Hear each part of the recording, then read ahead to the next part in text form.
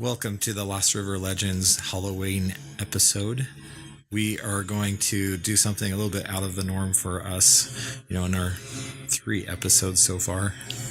But we decided to bring some bonus content for Halloween, and we're going to be reading from creepygreentexts. Now, to kind of give a little bit of background about what creepygreentexts is, you need to understand a little bit about the armpit of the internet. So 4chan is an anonymous posting board. You can go on there and post whatever. It really does have pretty much everything out there. But creepygreentexts is one of our friends from Instagram that we follow. And he curates some scary stories that have been told over the years, and he's been delving back and gathering these up. Some of these go back quite a few years, and he's pretty good at kind of dropping 1 or 2 a week, and it's been really fun to read these. And some of these we wanted to share with you, with his permission. So hang tight and enjoy the Halloween special. Thank you for joining us. All right, everybody, this is Brett. I'm going to actually lead off today on doing the first one. I hope you're enjoying our creepy, free, cheesy Halloween music playing in the background, kind of get everyone in the mood. But like James said, creepy green texts. He's got a decent following on Instagram and some really good stories that kind of just make you wonder. So the first one that I'm going to read today, it's entitled "Something Outside the House," and we're a clean podcast, and these stories have a lot of swearing, a lot of cussing. So we're definitely going to moderate our language to make sure that our listeners are experiencing, a clean show. And, we might have some children listening, who knows. But, we're going to kind of truncate the swear words. We're going to kind of make sure that we're not saying the full swear word, but we're going to give you the best experience possible as we get into this story. And again, this first one is called "Something Outside the House." Be me, living in Asheville, house sitting for a mother in Fairview. Her house is in the middle of nowhere, halfway up an effing mountain. Internet spotty, phones crap, even landlines. Have 2 cats in the house. Neighbor 1 has goats and chickens, and a flippin' rooster that won't shut up at 6 a.m. till about 12 p.m. Neighbor has 2-year-old dog. Anyway, about 2 months ago, house sitting, have sawed-off 12-gauge and a new, to me, LC9. Currently doing a complete cleaning and oiling of the LC9s. I've gotten to the point where I can assemble it in about 10 minutes at a calm pace with a booklet in front of me.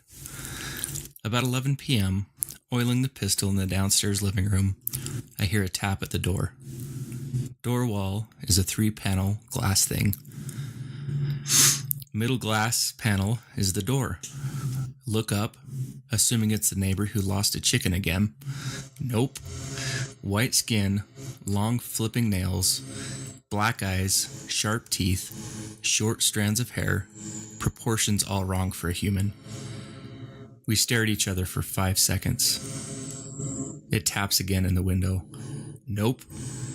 Next thing I know, my LC9s is assembled. There's a round chambered, and the safety's off. Cat that was sleeping on the back of my chair suddenly hisses, launches towards the door. The cat's not too bright, but has always been a territorial thing. Once had a standoff with a police shepherd. I ducked to avoid having my scalp ripped off by the cat. By the time I look up, the thing is gone. Sit there with a pistol trained to the door for what feels like an eternity. I holster the pistol, grab the sawn-off, and load double-aught plated buckshot. Have flashlight, rigging that shotgun barrel. Tactically exit the house, hearts pounding like a jackhammer. The instant I open the door, the smell of blood hits me. I gag, and then I hear it. Driveway's stone, not asphalt. Can hear it around the upper part of the driveway. It's there, at the kitchen window, trying to look inside.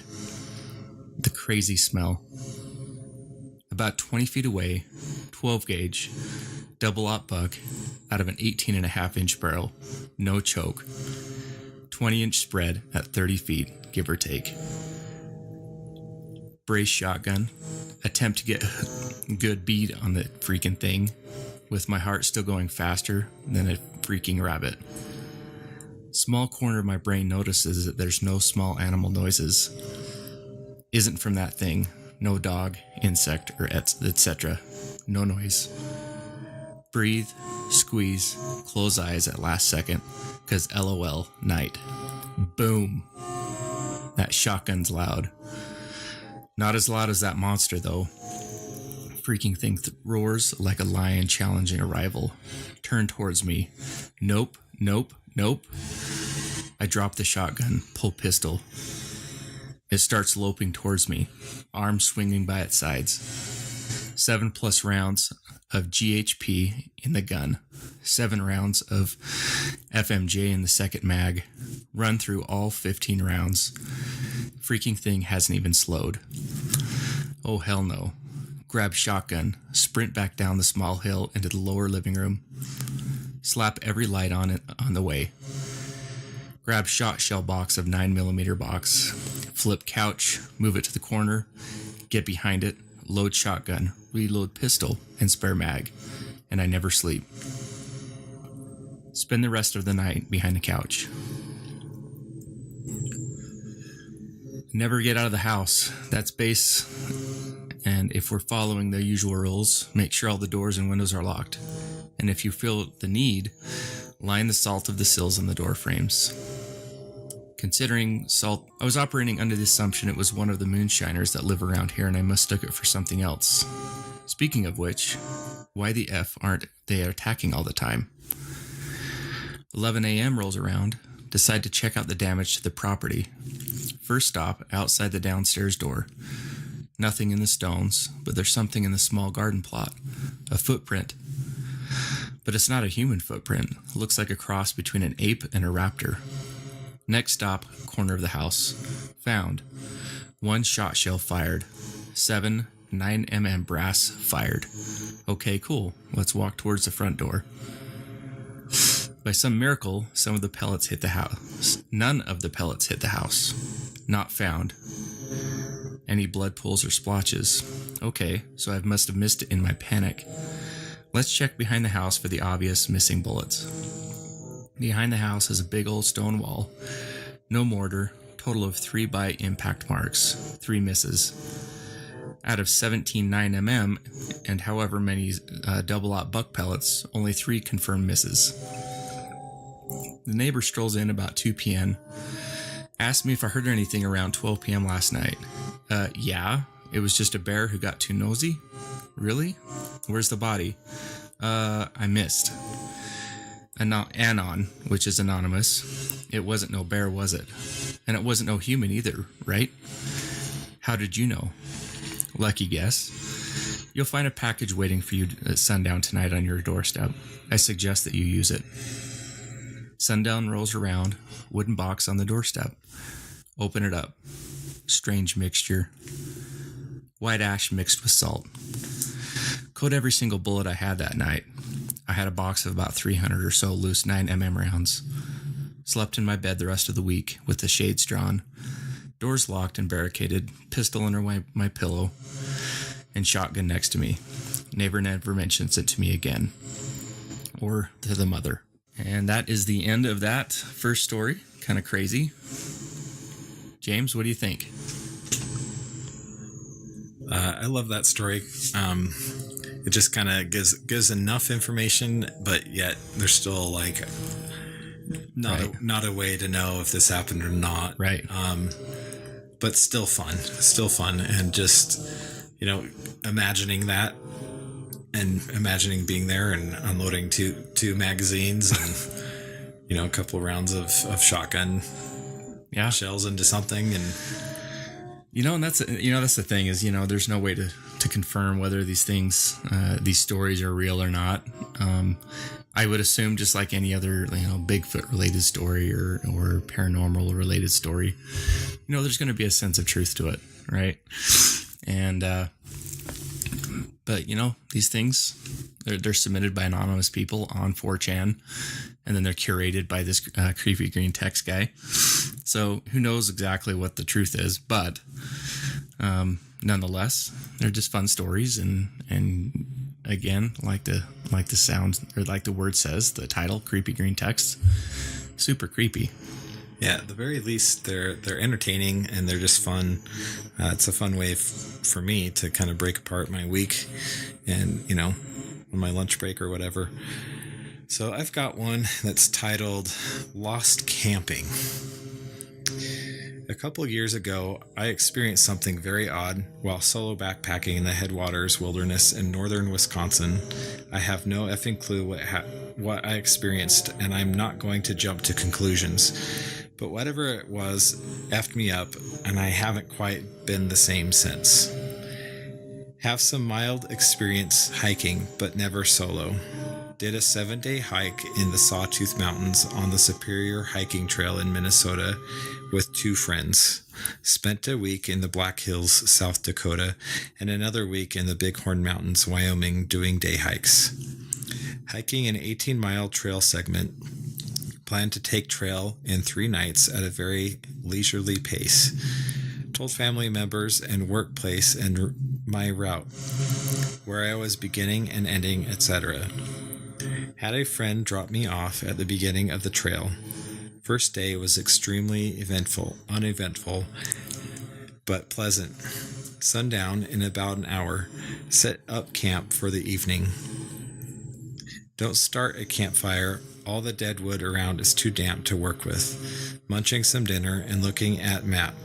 Already ahead of schedule. Did 8 miles instead of planned 6. Decide to take the next day more slowly. Get inside my tent and crawl into the sleeping bag and wrap up in my army blanket. Left the rain fly off so I can look at the stars when it gets darker. Can't sleep. Never sleep well on my first night. Plus, it's still twilight at the moment. Suddenly hear foliage thrashing and branches snapping. Sit upright. A doe and 2 fawn blast into the clearing I'm in.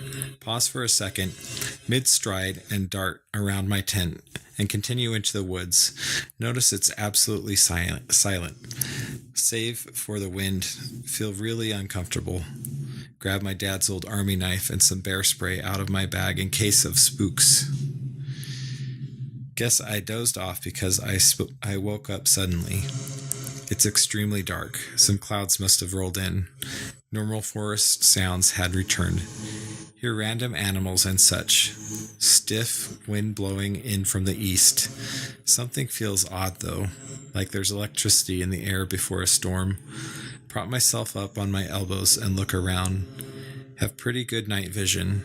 Prefer not to use flashlights when possible, so I still have use of peripherals. Just see trees and a faint outline of the sky. Get this reoccurring pang in my chest like something bad is happening. Not quite anxiety. Realize I can hear something echoing faintly. It's something effing yelling. Haven't run into anybody on the trip yet, but it's not unusual to encounter fishermen or hikers. Can hear only one voice. Sounds like they're yelling at something. Sounds fearful or defensive. Not sure what to do. Yelling goes on for a couple minutes and then fades away. Spooked, but guess it's probably just a black bear getting into their food or something. Gotta put them bear bags up in a tree, lads. Spend the rest of the night on edge. Don't sleep until sun rises. Wake to an overcast day with the same stiff wind. Still want to enjoy my hiking trip and greatly enjoy overcast and damp days. Only 4 miles to hike today. Decide to spend plenty of time relaxing or effing around like a kid and skipping rocks. Guy yelling still on the back of my mind, so I clip the army knife to my belt. Closing up camp.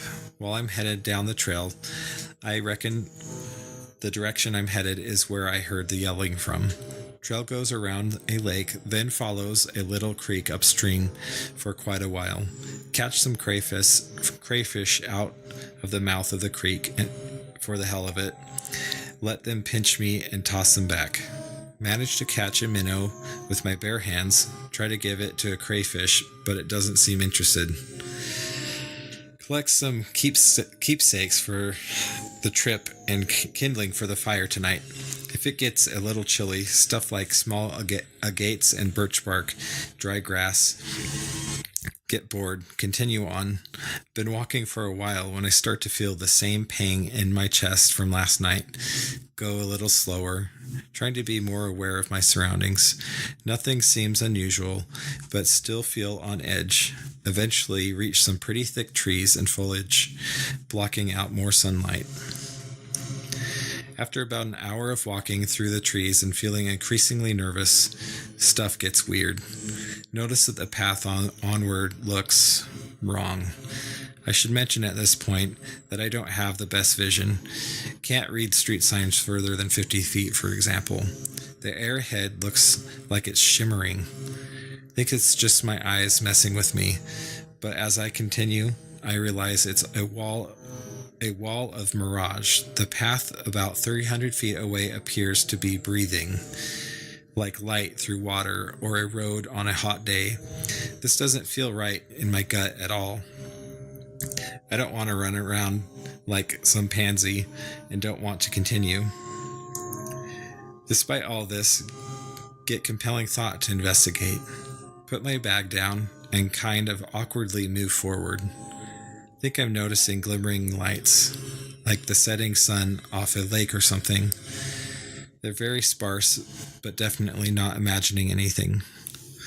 Look back to where I came from, at my bag. Path looks completely normal. Look forward. Path looks messed up. Everything in my body is telling me to turn away and get out of there.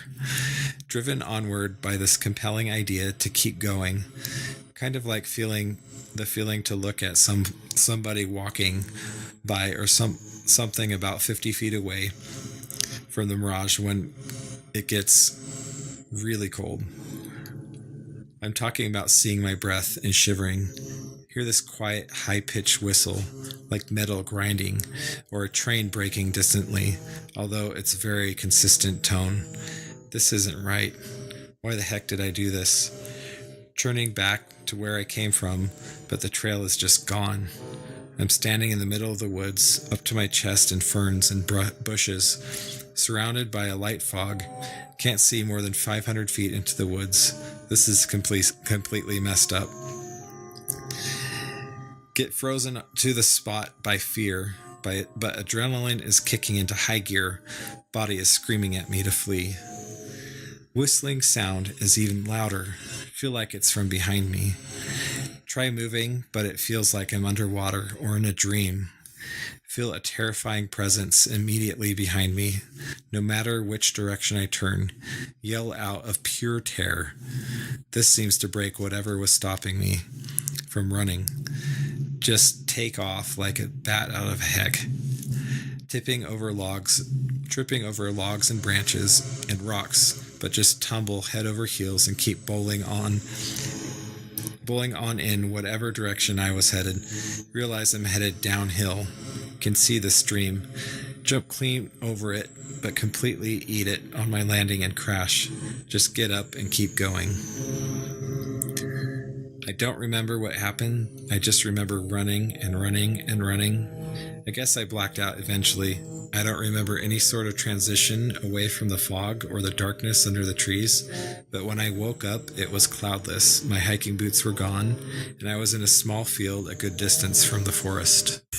That's pretty crazy. I don't think I read that one. It's pretty detailed, you know. I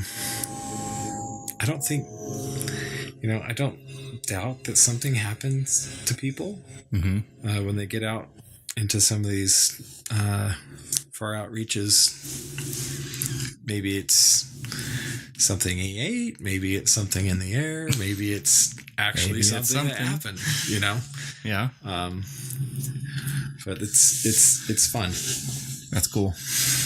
You know, and that's what's one of the other things is this channel on Instagram. There's so many stories on here, and some of them are very long, where there's 1 part, 2 parts, 3 parts. There's some that have like 5 or 6 parts, and each part has like 10 pages to it. So it takes a long time to get through. And there's some that we want to share in the future. One in particular is about Antarctica. And one of the pyramids up there is pretty sweet. And I know that when James and I, a couple weeks ago, when we first read that, maybe it was just last week, I mean, we were just like completely floored. We just couldn't believe it. So with that being said, we have a new one here I'm going to read. Let me just get to it here. And this one is entitled The Shadow.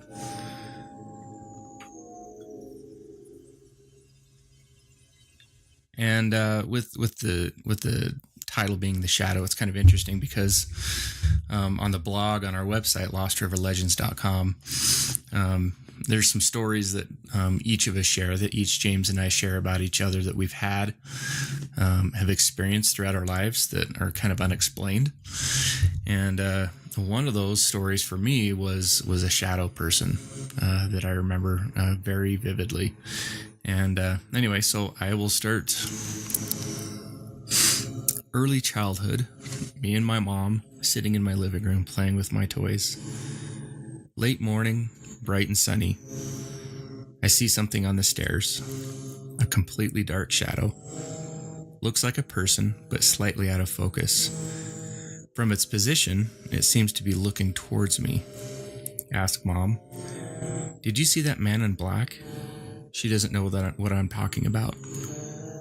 Do a bad job of explaining, but she finally gets it. Tells me to pretend it doesn't exist. Fast forward 7 years, sitting up in bed, relaxing. Suddenly, it gets really cold. See same shadow from years ago. Walk through my door. Freeze. Terrified.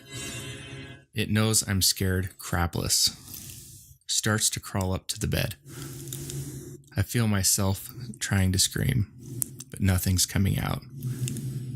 It's halfway across my bed, and I finally move. Jump out of bed and try to grab at the shadow out of panic. As I'm reaching, it disappears. Tell my parents. Quote, "Let us know if it happens again." End quote. Fast forward 4 more years. June. Finishing 8th grade. Follow a routine every day. Wake up at 7 a.m. and in bed by 10 p.m. I wake up one night at 2:30 a.m. I hear footsteps in my room. Keep my eyes closed because I'm scared. My bed is in the corner farthest from the door. Footsteps are moving from the door towards my bed. Moving really slow. 1 step every 10 or 15 seconds. Feel the same cold feeling from 4 years before. It's the shadow, and it's back. Terrified. Eyes shut. Listen as the footsteps get closer and closer. Grab the covers and pull them up tight over my head. Footsteps get closer, then feel the covers start to get tugged off me. I scream bloody murder until my parents come into my room and turn on the lights. The tugging stops just before they came in. Tell parents what happened and they get uneasy. Quote, "Just let us know if it happens again." 10 out of 10 parenting. Go back to sleep without any problems and wake up the next morning. We don't talk about it after that. A week or so later, same crap happens. 2:30 a.m. Wake up, hear footsteps, same cold feeling.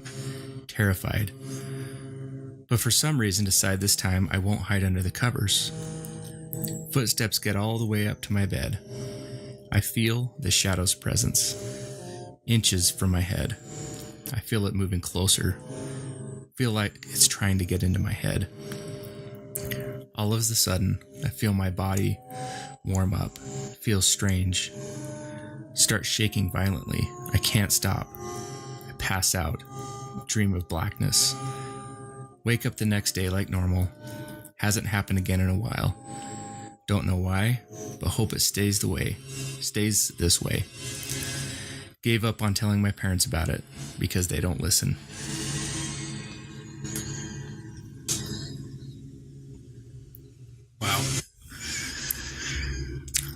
Wow. A little creepy, right? Yeah, that's the unresolved, unsettling,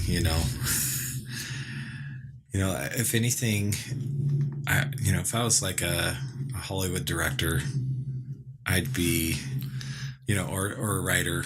Yeah. I'd be scouring the internet for stuff. And this is like a treasure trove of great, just creepy ideas that you could really run with, Yeah. You could jump off with that and really take that in any which way. I guess the Haunting of Hill House has some elements that are crossover and visually striking.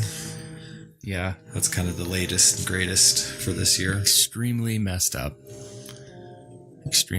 stuff, but we all like a scare. I think there's a part of us where we really want to entertain the thought of something that is not normal.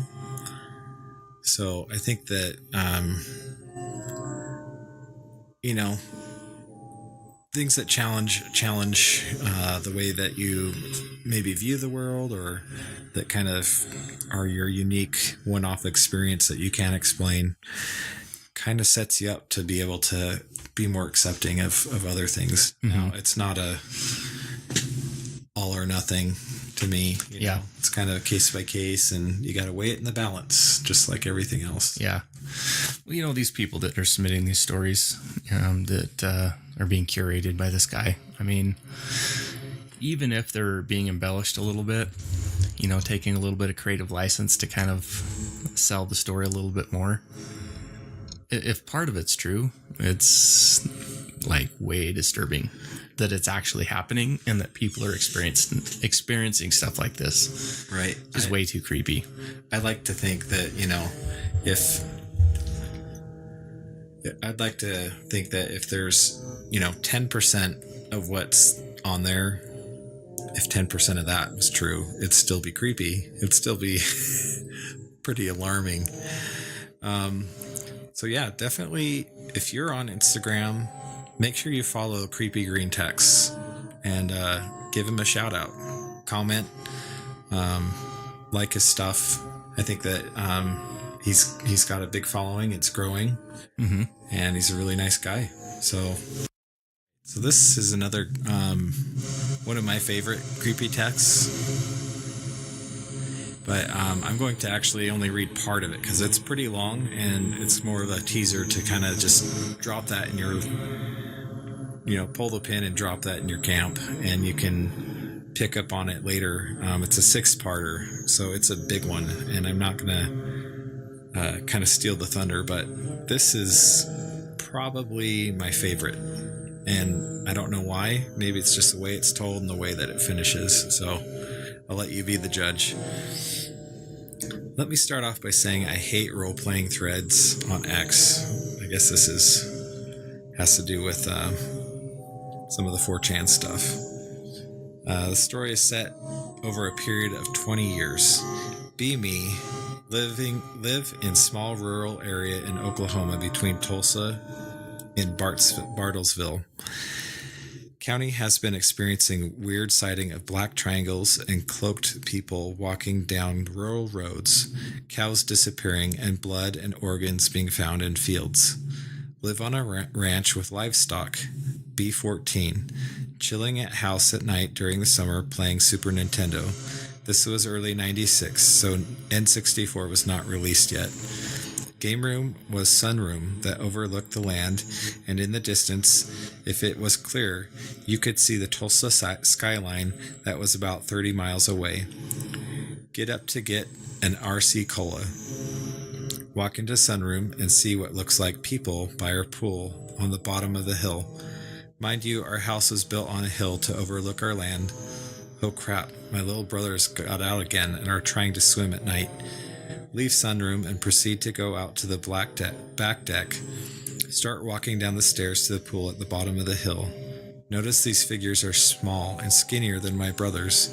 See baseball bat at staircase landing halfway down. Grab it. Feel my adrenaline pulsing. Walking toward pool feels like forever. Try to say something to the figures. Barely let out a word. They hear me.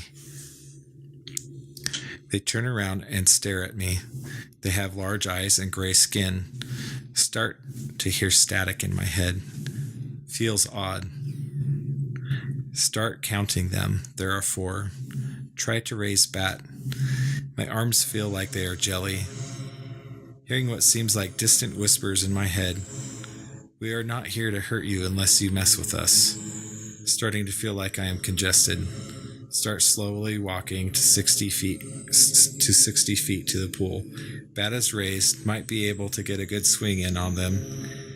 Try to swing, miss the creature. Start feeling weak. Sit down, accept my fate.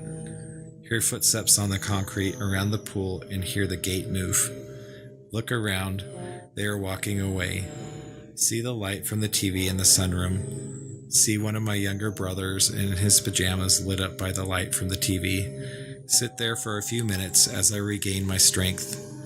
Slowly walk back up to the house. Feel warmth on my face. My nose is bleeding. Walk to the bathroom when I get to the house.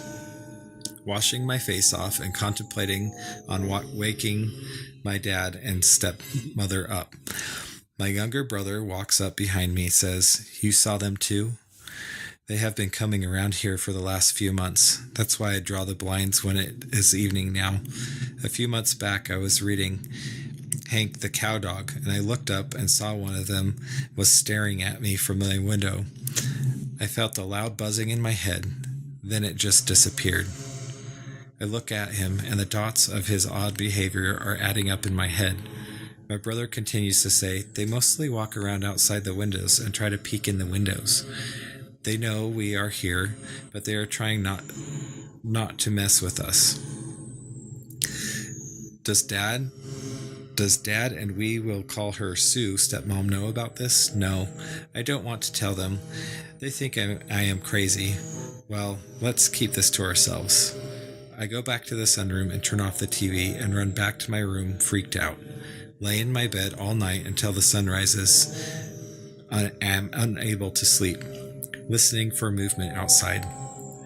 When my father wakes me up, I tell him I want a rifle. His eyes light up. "What for?" "I just want to plink and walk the land with it." "Of course, son." Go to the tractor supply store, get a cheap SKS from a barrel and some ammo. Now I am prepared for these guys. Weeks go by and nothing shows up. Be a few weeks later, playing my new game Quake on DOS. Computer room is in the front of the house. The room is a computer and formal dining area with a window with the benches built right underneath it. Sun is going down in the Oklahoma sky. Anxiety starts setting in. Draw blinds. Play about an hour or so and start feeling odd feeling on my back. My back is to the window. Stop playing for a second. Start listening to the sounds. Hear the Doe theme playing, and then I hear what sounds like movement in the bushes outside the window. Gather some bravery. Peek behind the curtains. See 2 large black eyes staring at me. Panic mode enabled. Run for my window while yelling. My dad gets up. I hear him running. He comes into the room with a loaded 1911. "What is it, son?" "There's something outside." He walks out the front door, and I hear, "Holy crap." He runs back in and locks all the doors and draws the blinds all over the house. "Everyone get into my office." We do, and my dad walks in a few minutes later with a few sleeping bags and a few rifles and some food. I hear him try to call his coworkers. My father is a deputy and tries to call my stepmom, who is out of town for a conference. No service. Dad comes in and rounds up all 5 of us. I have 4 brothers. tells us what is out there looks like a gray, and begins to explain to us what that is. Tell us to stay in his room all night. Dad randomly patrols the house. Brothers fall asleep. I fight it, but end up passing out around 1:30.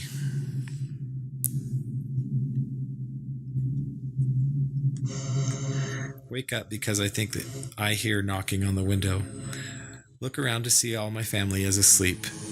Even my dad is asleep with the chair in front of the locked door. Hearing rain, assuming it's rain on the windows. Knock, knock, knock.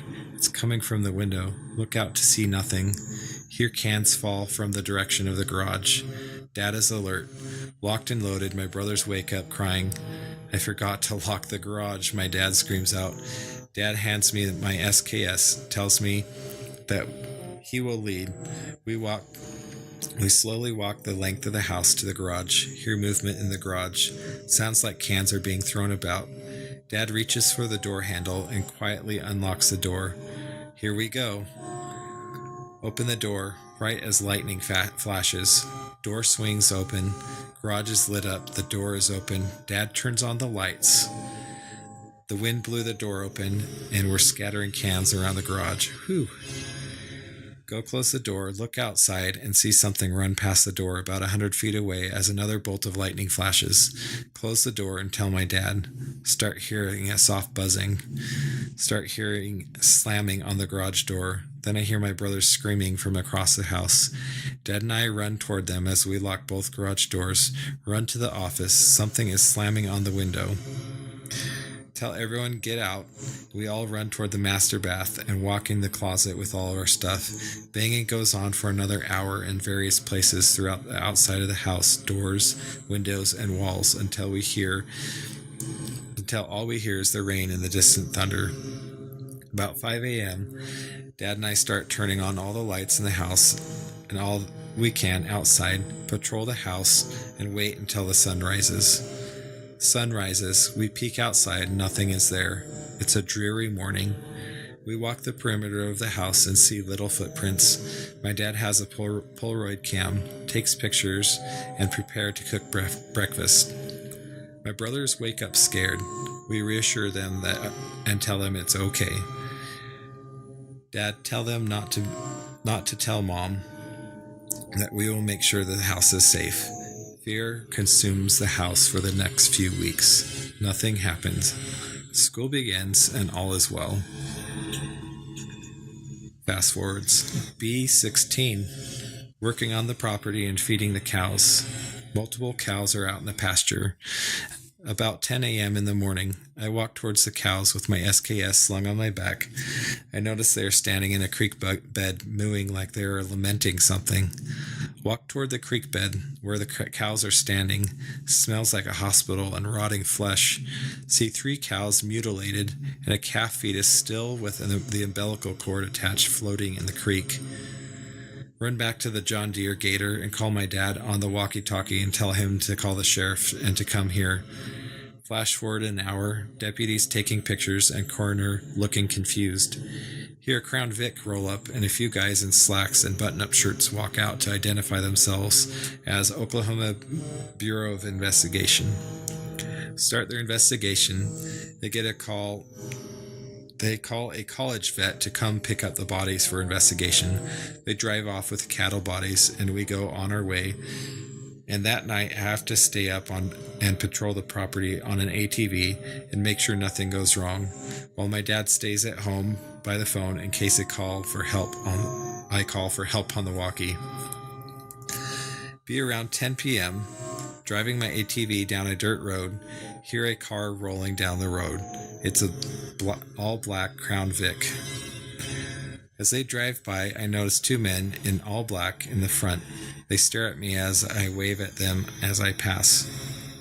Go about a mile down the dirt road and hear a buzz just like the one I heard 2 years before. The hairs on my neck stand up and I see something slowly move across the sky and hover over a house down the road and then move on. Then it shoots all the way up. I sit there in awe for 10 minutes. Hear jets in the distance. 2 jets fly over me, probably from the Air National Guard base in Tulsa. They make 2 or 3 passes. I drive on for the rest of the night, see or hear nothing. Spend the rest of my weekend with no issues. Go to school on Monday, and everyone has seen the black triangle and knows what happened on our ranch at my school. People are saying it's a common occurrence, but the Air Force and the feds are keeping it quiet. Do one more segment here. This story does really get good, and there's so many parts to it. Flash forward 1 year. Be 17 and getting ready to graduate high school. Preparing to enter the Oklahoma National Guard. Still working on the ranch and keeping my eye out for odd things. Late evening, and I am driving my beat-up 1986 Silverado with my girlfriend, who is a stereotypical 90s goth girl, listening to Pantera on the back road in Oklahoma, being edgy and different. We stop on an isolated part of the family's ranch, start a bonfire, and pull out a 12-pack of Lone Star beer, drink some beers, and get drunk. Looking up at the stars while the fire dies, hear buzzing, ignore it. Hey, do you hear that? Says my girlfriend. Yes. She looks at me. I hear it all the time at my house. I think it's just the electricity from the power lines. Stars black out over us in the shape of a triangle. She is screaming and hurrying to put her clothes on. I put my pants on and we run to the cab of the truck. I struggle to start the truck, crank it a few times. Finally, it starts. Start hauling towards the road, shifting gears like a boss. Bust through a barbed wire fence and look in my rearview mirror. See the triangle slowly following us. Hauling butt down this country road, trying to get the highway to be around other cars. See a storm following behind the triangle, about a mile till the highway. Girlfriend is screaming at me to go faster, not in a good way. It's raining so hard right now, pushing my truck to the limit. See the bridge I have to cross is flooded. I tell my girlfriend to hang on and make a sharp left turn into a field and check my rearview mirror and see the triangle is still following us. Make a sharp right turn back onto the road and see the highway. Relief. Get on the highway, still hauling butt. See blue and red light on the other side of the highway. Cars on the other side of the road are stopped and people are staring in awe at this triangle. I cut through the median toward a few stopped sheriff cars. They are in awe. The craft stops and hits a crazy amount of speed and flies off. The deputy looks at me and says, "Hey, you're Deputy Anon's son, right?" "Yep." "Was that thing chasing you?" "Yes, sir." "Holy cow, kid." "From where?" "Near Ramona." "That's like 6 miles, kid." I am still in shock. My girlfriend is crying. I drop my girlfriend off at her house in the shadow of a mesa in the trailer park, a poor rural area. Drive home, and my dad has been told that I was being chased. He listens and tells me I did the right thing. Go to school the next day. That's all they can talk about. I graduate high school and go into the National Guard. Fast forward to 2003 when I get home from Iraq, and I am going to college and working part-time as corrections officer at the local jail. Get home from Iraq. World is different. Killed a few Iraqis. Go to my part-time job at the sheriff's. Get moved from jail to patrol. Having a typical boring evening shift, sitting in my patrol car listening to classic rock. Eric Clapton. Dispatch calls 843. We have a call about a person hanging around a ranch, etc., etc. Go to call because I am Unit 843, and it's probably just a bored kid wandering someone's property. Starting to rain. Get to the residence, put on my rain jacket. Walk to house, knock on door. Sheriff's Department. Door cracks open. It's near the barn. Short little fellow. Probably a kid that's wandered onto my property. Laugh out loud. Okay, this is an easy call. Hearing thunder in the distance, I can hear some AC/DC coming from my car subtly. Walk towards barn. My radio is starting to squeak and get choppy. Stupid rain, I say to myself. Hear footstep near the barn. Hey kid, it's the sheriff's department. I'm going to need you to come with me so we can take you home. Walking stops. Hello? Kid, it's the sheriff's department. Walk around the side where I hear the stepping and pull out my mag light because the sun is going down fast as the rain picks up. Huge black eyes reflect back at me. My eyes are watering and my head is buzzing. My radio is making a moaning sound and my head is buzzing. I hear it walk toward me. I see it walking toward me, and I pull out my 1911 out of the holster, pull back the hammer with all my strength.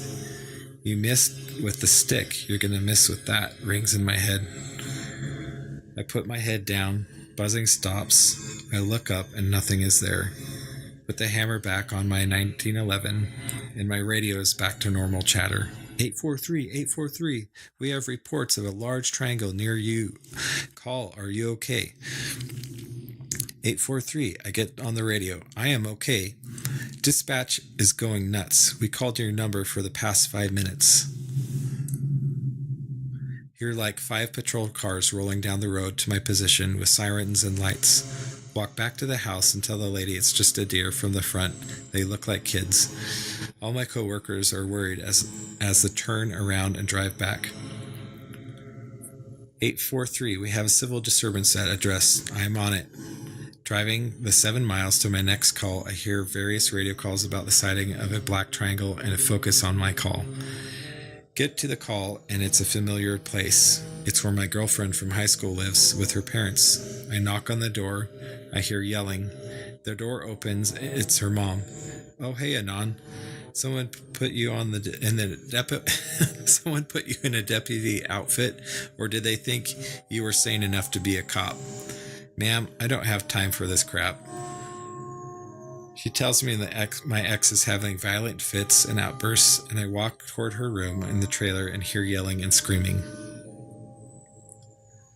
So I'm going to leave it off there, but there are 3 very generous more parts to this story. So it goes throughout this guy's life of being a kid, coming back, being a deputy, and there's just a whole bunch of other events. That's really quite a few events right there, but they're all kind of tied together, and then the way that it loops back around is just amazing to me. It's pretty comprehensive. That's my favorite story. Yeah, I remember that one. Don't want to miss the ending, folks. That's for sure. It's got some crazy stuff on there. Yeah, and we definitely, if you like us to do these shows every now and again, this is just a smaller, shorter bonus show because we know Halloween's around the corner. But, we're hoping to do this again. So let us know. We're on Instagram. We're on Facebook. We do have a YouTube channel technically, but we have no content up yet. So just be sure to go to our homepage, lostriverlegends.com. You can find all our episodes on there, including show notes and information about our guests. And there's information about James and I on there under the About section. And you can review that and find a little bit more about us and kind of the background that we have. And again, you can also read the stories that we've had of some strange happenings that have happened in our lives. But anyway, we appreciate it. We have some awesome content in the works. We have a lot of episodes that we are going to be building out really soon. Some great guests, some really big name guests that you've heard in the paranormal world and or the Bigfoot world. And so we appreciate you guys listening. We've seen a lot of positive reactions to the episodes so far. And I guess on the flip side, we'll see you guys again. Thanks.